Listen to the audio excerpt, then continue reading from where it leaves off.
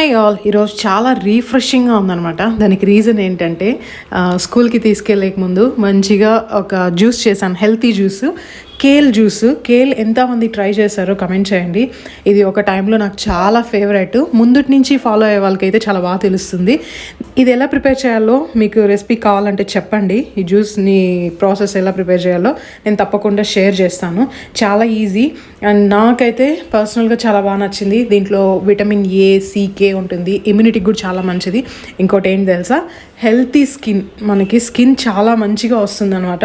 తప్పకుండా ట్రై చేయండి. First time తాగేటప్పుడు టేస్ట్ అటు ఇటు ఉంటుంది, కానీ నేను చెప్పే ప్రాసెస్లో మీరు చేసుకున్నారనుకోండి ఈజీగా తాగేయచ్చు.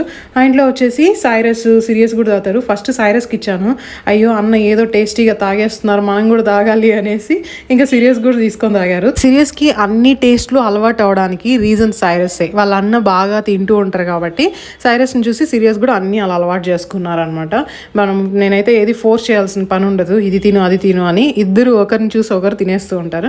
బ్రేక్ఫాస్ట్కి అయితే ఈసారి వైట్ రైస్తో ఇడ్లీ, పీనట్ చట్నీ, ఒక యాపిల్ పీస్